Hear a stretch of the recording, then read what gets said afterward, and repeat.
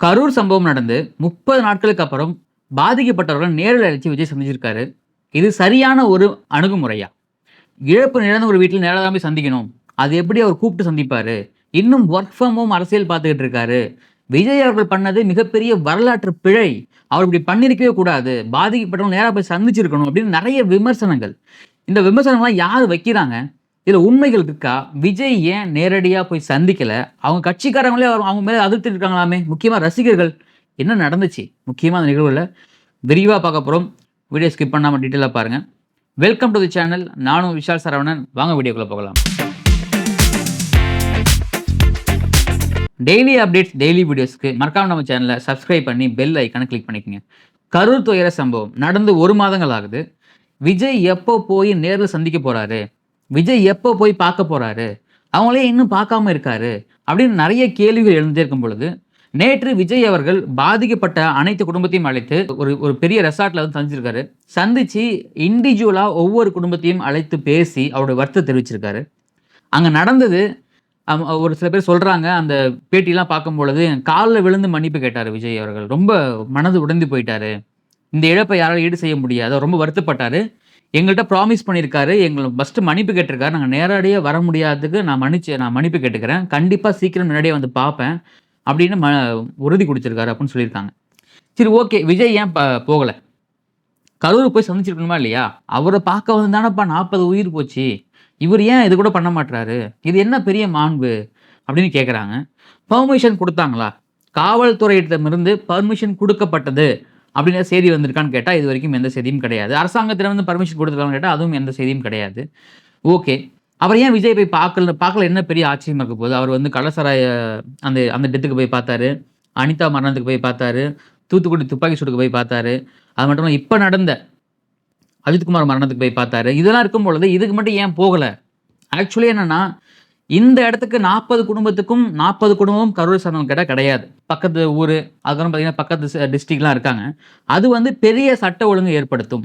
ஒவ்வொரு வீட்டுக்கும் தனித்தனியா போய் பார்க்கும்போது பெரிய சட்ட ஒழுங்கு ஏற்படுத்தும். இதனால வந்து மிகப்பெரிய ஒரு அங்க வந்து பெரிய குளறுபடிகள் ஏற்படும். இதனால மண்டபம் கேட்டிருந்தாங்க. மண்டபம் குடுக்கப்படல.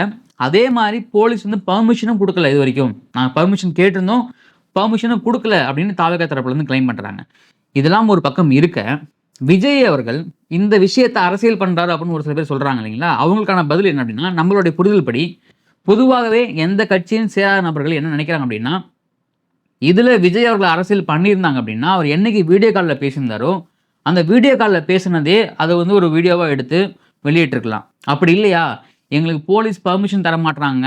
இந்த 40 உயிர்ல இருந்து அரசியல் பண்ணணும் அப்படின்னு விஜய் நினைச்சிருந்தாருன்னா, இம்மீடியட்டா கரூர் கிளம்பி போய் அவர் அரெஸ்ட் ஆயிருக்கலாம். அவர தடுத்து நிறுத்தியிருக்கலாம். மிகப்பெரிய போராட்டத்துல இறங்கியிருக்கலாம். இதெல்லாம் பண்ணக்கூடாது. இதுல நம்ம அரசியல் பண்ணக்கூடாது. பாதிக்கப்பட்ட குடும்பங்களுக்கு நம்மளுடைய உறுதுணை கண்டிப்பா இருக்கணும். நம்மளுடைய உதவி கண்டிப்பா போய் சேரணும். அவங்கள ஆறுதல் பண்ணணும் அப்படிங்கிறதால தான் இது எல்லாம் பண்ணாம, அவங்களுடைய வங்கி கணக்குல நேரடியாக அந்த பணத்தையும் அனுப்பிச்சிருக்காரு. அது மட்டும் இல்லாம குடும்பத்தில் இருக்கிற அனைத்து செலவுகளும், முக்கியமா இன்சூரன்ஸு, கல்வி, மருத்துவம் எல்லாத்தையும் நாங்களே பார்த்துக்கிறோம் அப்படின்னு சொல்லியிருக்காங்க. இதில் அரசியல் பண்ணணும்னு நினைச்சிருந்தாருன்னா, அவர் பொலிட்டிக்கல் ஸ்டண்ட் நிறைய பண்ணியிருக்க முடியும். நிறைய ஸ்கோப் உள்ள இடம் தான் இந்த கரூர் ஸ்டாம்பேட் அப்படிங்கிறது. அப்படிலாம் இருக்கும் பொழுது இந்த வச்சு யார் அரசியல் பண்றாங்கன்னா, இதை வச்சு யார் அரசியல் பண்றாங்க அப்படின்னு நமக்கு நல்லாவே தெரியும். இதை வச்சு இன்னமும் ஆளுங்கட்சியாக இருந்தாலும் சரி, எதிர்க்கட்சியாக இருந்தாலும் சரி, கூட்டணி கட்சிகள், உதிரி கட்சிகள், லெட்டர் பேர் கட்சிகள், அனைத்து கட்சிகளும் இதை வச்சு இன்னும் அரசியல் பண்ணிக்கிட்டு தான் இருக்காங்க. ஸ்டில் டேட் வரைக்குமே. இது யார் பண்ணாங்க? இது எதனால பண்ணாங்க? இது எப்படி நடந்துச்சு? அப்படின்னு எல்லாமே சிபிஐ விசாரணையில் இருக்கு. கண்டிப்பா விசாரணை இறுதியில யார் உண்மையான குற்றவாளிகளோ அவங்க கண்டிப்பா தண்டிக்கப்படுவாங்க. இதுதான் நம்மளுடைய ஸ்டாண்டும் கூட. ஸோ அப்படி இருக்கும் பொழுது விஜய் அவர்கள் வரலாற்று பிழை செய்து விட்டார். அவரு போய் சந்திச்சணும். இதான் மாண்பு அப்படிங்கிறாங்க. மாண்புமிகு தமிழ்நாடு முதலமைச்சர் அவர்கள் கவின்குமாருடைய கொலையில போய் ஏன் அவங்களுக்கு பாதிக்கப்பட்ட குடும்பத்தை நேரா போய் சந்திக்கல? அது மட்டும் இல்லாம அந்த குடும்பத்தை சென்னை அழைச்சு வந்து பார்த்தாங்க. திமுக கட்சிக்காரங்க போய் அழைச்சிட்டு வந்தாங்களா? அதுவும் கிடையாது. விடுதலை கட்சியினுடைய தலைவர் திருமா அவர்கள் அழைத்துட்டு வந்து தான் அந்த கவின்குமார் ஃபேமிலி வந்து மாண்புமிகு முதலமைச்சர் ஸ்டாலின் அவர்கள் பார்க்குறாங்க. ஏன் கள்ளக்குறிச்சி மரணத்துக்கு போகல? ஏன் மற்ற விஷயங்களுக்கெல்லாம் நேரடியா போகல அப்படின்னா, அப்போ இதுல யார் அரசியல் பண்றாங்க? அவர் கட்சியை சார்ந்த தலைவர், ஒரு நாட்டினுடைய முதலமைச்சர், அவராலேயே ஒரு நிகழ்வுல போய் கலந்துக்கிட்டு அவங்களுக்கு ஆறுதல் பண்ண முடியல அப்படின்னா, அப்ப எப்படி ஒரு தனியா கட்சி வச்சிருக்கக்கூடிய மிகப்பெரிய ஒரு திரை பிரபலம், புதுசாக கட்சி ஆரம்பிச்சிருக்காரு, பெரிய ஃபேன் ஃபாலோவிங்ஸ் இருக்குது, நிறைய கூட்டம் கூடக்கூடிய இடம், ஆல்ரெடி ஒரு கூட்டம் கூடி பெரிய அசம்பாவிதம் ஆயிடுச்சு. அப்படி இருக்கும் பொழுது 40 குடும்பங்களுக்கும் தனித்தனியாக போய் சந்திப்பது சாத்தியமா? இப்போ இருக்கிற சூழ்நிலையில் சாத்தியமா? அப்படின்னு பல கேள்விகள் எழும்புது. இதை வைத்து முக்கியமாக திமுக கட்சி சார்ந்த ஐடி விங்ஸோட அந்த விஷயம் என்ன பண்ணுறாங்கன்னா, அவருடைய பழைய ஃபோட்டோ இருக்கும் இல்லைங்களா, ஆல்ரெடி அதாவது இந்த நம்மளுடைய தூய்மை பணியாளர்களுடைய அந்த சந்திப்பை வந்து அந்த ஃபோட்டோவை எடுத்து பார்த்தீங்களா, சிரிக்கிறாரு, சிரிச்சுட்டே கை குலுக்கிறாரு, ரொம்ப கேஷுவலாக இருக்காரு, இது வந்து குற்ற உணர்ச்சி அவர்கள் அப்படின்னு அந்த ஒரு பொய் செய்திகளை பரப்புகிறாங்க. இப்போ பொய் செய்திகள் பரப்ப வேண்டிய அவசியம் என்ன இருக்குது இங்கே? அது மட்டும் இல்லாமல் நாம் தமிழர் கட்சியை சார்ந்தவர்கள், ஏன்னா நாம் தமிழர் கட்சியை சார்ந்தவங்க என்ன ஸ்டாண்டில் இருக்கான்னு இது வரைக்கும் யாருக்குமே தெரியல. அவங்க வந்து எதை நோக்கி அரசியல் பண்ணுறாங்கன்னு யாருக்கும் தெரியல. அவங்க அரசியல் எதை நோக்கி இருக்குன்னே தெரியல. அதனால தான் அவங்க இன்னும் ஒரு மக்கள் பிரதிநிதி கூட எடுக்க முடியாத ஒரு சூழ்நிலை இருக்காங்க. முக்கியமாக ஒரு கவுன்சிலர் கூட எடுக்க முடியாத சூழ்நிலை இருக்காங்க. அப்படி இருக்கும் பொழுது அவர்கள் கூட இந்த இடத்துல வந்து திமுக எதிர்ப்பு தெரிவிக்கிறதுக்கு முன்னாடி அப்படியே பறந்து வந்து முன்னாடி வந்து விழுறாங்க, நாங்கள் தான் எதிர்ப்பு தெரிவிப்போம் அப்படின்னு. அப்போ அவங்களுடைய பயமும் ஒரு வெளியே தெரியுது, நம்மளுடைய வாக்குகளை விஜய் அவர்கள் பிரிக்கிறார் அப்படின்னு. நம்மளுடைய கேள்வி இங்கே என்ன அப்படின்னா, இந்த விஷயத்தில் முடிஞ்சதுக்கப்புறம் விஜய் அவர்கள் முதல் முறையாக அறிக்கை கொடுத்துருக்காரு. இந்த நெல் பயிர்கள் வந்து பாதுகாக்கணும் அப்படிங்கிறது ஒரு தமிழ்நாடு அரசை பற்றி கேள்வி கேட்டிருக்காரு.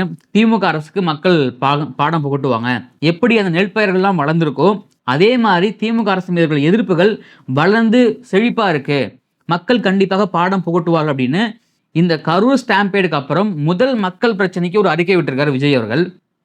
அதே மாதிரி தலைமையிடம் என்ன பண்ணணும் அப்படின்னா, உங்களுடைய கட்சியை சார்ந்தவர்கள் அப்படின்னு சொல்லிக்கிட்டு அந்த ஃபேக் ஐடியை வச்சு கிரியேட் பண்ணி, நான் விஜய் ரசிகன், இனிலேருந்து கட்சியிலேருந்து விலகுகிறேன், நான் விஜய் ரசிகன், நான் வந்து பார்த்தீங்கன்னா அந்த 40 மரணத்தை போய் அவர் நேரம் சந்திக்காதால நான் வந்து கட்சியிலேருந்து விலகிறேன் அப்படின்னு ஒரு ஃபேக் ஐடிஸ் நிறைய கிரியேட் பண்ணி அது மூலியமாக சோஷியல் மீடியாவில் நிறைய ஃபேக் ப்ரொபகண்டா பண்ணுறாங்க. அப்போது நீங்கள் என்ன பண்ணணும் அப்படின்னா, நீங்கள் ஒரு ஐடி விங் வச்சுருப்பீங்க இல்லைங்களா, உங்களுடைய அஃபிஷியல் ஐடி விங்களுடைய செக்ரட்டரி கூப்பிட்டு இதை நீங்கள் வந்து ஃபேக் அப்படிங்கிறது நிரூபிங்க. அது மட்டும் இல்லாமல் நீங்கள் ஏன் கரூர் போய் மக்களை பார்க்கல அப்படிங்கிறத உங்களுடைய அஃபிஷியல் பேஜ்லேருந்து ஒரு விளக்கம் கொடுங்க. அப்படி இல்லையா, உங்களுடைய ப்ராப்பரான யார் செய்தி தொடர்பாளரோ அவங்க வந்து ஒரு ப்ரெஸ் மீட் கொடுக்க சொல்லுங்கள். இது எல்லாமே வந்து பார்த்தீங்கன்னா அரசியலில் அமைதியாக இருப்பது என்றைக்குமே சாத்தியமாகாது. மற்ற ஒரு நிகழ்வில் இருக்கலாம், நீங்கள் தனிப்பட்ட முறையில் நீங்கள் வந்து அமைதியாக இருக்கலாம், நீங்கள் கடந்து போகலாம். ஆனால் அரசியலில் வந்து மக்களுக்கு நீங்கள் தகுந்த நேரத்தில் உரிய பதில் கொடுத்து ஆகணும். எஸ், நீங்கள் 30 நாள் நீங்கள் வந்து துக்கம் அனுசரிச்சிருப்பீங்க, நீங்கள் வந்து ஓகே. ஆனால் இதுக்கப்புறம் நீங்கள் ஏன் போய் பார்க்கல, நீங்கள் ஏன் சந்திக்கலை, எப்போ போய் பார்க்க போகிறீங்க, அடுத்த கட்ட பயணங்கள் என்ன அப்படின்னு உங்கள் மேலே குற்றச்சாட்டுகள் நீங்கள் முதல்ல அதுக்கான பதில் சொல்லுங்கள் நீங்கள் நாகரிகமான முறையில்.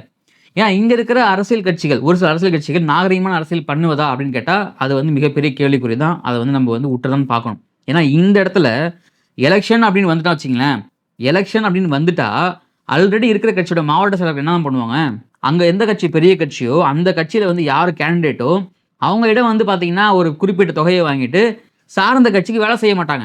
இது இந்த நிலைமை எல்லா கட்சியிலுமே இருக்குது.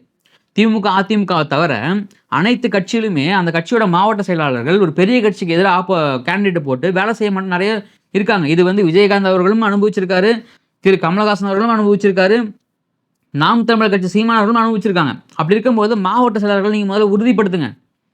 அதாவது எலெக்ஷன் டைமில் நீங்கள் உங்களை மட்டும் ஜெயிக்கிறது விஷயம் கிடையாது, எல்லா 234 தொகுதி கேண்டிடேட் போட்டிங்கன்னா எல்லாருமே ஜெயிக்கணும். அப்போ மாவட்ட செயலாளர் வலுப்படுத்த வேண்டும். அந்த மாவட்ட செயலர் எப்படி வலுப்படுத்தணும்னா, எலெக்ஷன் டைமில் பெரிய கட்சிகள், ஆல்ரெடி ஆண்ட கட்சிகள், ஆளும் கட்சிகள் கண்டிப்பாக விலைக்கு வாங்குவாங்க, அதை தடுத்து நிறுத்தணும். அப்போது இது எல்லாத்துமே கட்டமைப்பு பண்ணி ஒரு குறிக்கோளோட போகணும். அப்படி போனால் மட்டும்தான் அடுத்த கட்டத்துக்கு போக முடியும். என்னை பொறுத்த வரைக்கும் பர்சனலாக விஜய் அவர்கள் சந்தித்தது சரிதான். இன்னும் காலதாமதமாகாமல் இவங்களை இவ்வளோ சீக்கிரமாக கூப்பிட்டு சந்தித்தது மிக மிக சரி. ஆனால் மிக விரைவில் இவங்களை போய் நேரடியாக சந்திக்கணும்.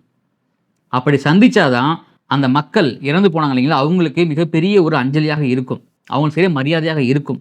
ஏன்னா நம்மளை பார்க்க வந்து இறந்துருக்காங்க, அதை வந்து யார் பண்ணாங்க, இல்லை அது வந்து ஒரு இயற்கையாக நடந்துச்சா, இல்லை அது வந்து ஒரு கட்டுக்கடங்காத கூட்டமாக, அது எல்லாமே டிபேட் விசாரணைக்கு உட்பட்டது. இப்போதைக்கு விசாரணை நடந்துகிட்டு இருக்கு. அது விசாரணை அறிக்கை வருமானா அது வரைக்குமே அந்த இடத்துல நம்பரும் ரெஸ்பான்சிபிலிட்டி எடுத்துக்கிட்டு இங்கே இருக்கக்கூடிய ஒரு சிலருடைய வாய்களை அடைக்கணும். அப்படின்னா கண்டிப்பாக அதுக்கான ஆக்ஷன்ஸ் எடுத்து தான் ஆகணும். நீங்கள் உங்களுடைய கருத்துக்களை கமெண்டில் பதிவு பண்ணுங்கள். டிவிகே இந்த கரூர் சம்பவத்தில் என்ன மாதிரி ஸ்ட்ராட்டஜியை வந்து கையாண்டிருக்காங்க, அவங்களுடைய நடவடிக்கை எல்லாம் சரியான தவறாக இருக்கா, இல்லை திருப்தியாக இருக்கா, திருப்தி இல்லையா, உங்களுடைய கருத்து, பொதுமக்களுடைய கருத்துக்களை கமெண்டில் பதிவு பண்ணுங்கள். இந்த வீடியோ பற்றி முழு கருத்துக்களையும் கமெண்டில் பதிவு பண்ணுங்கள். இந்த வீடியோ பிடிச்சிருந்தா உங்கள் ஃப்ரெண்ட்ஸ் ஷேர் பண்ணுங்கள், லைக் பண்ணுங்கள். மீண்டும் அடுத்த வீடியோ சந்திக்கிறேன். நான் விஷால் சரவணன். நன்றி, வணக்கம்.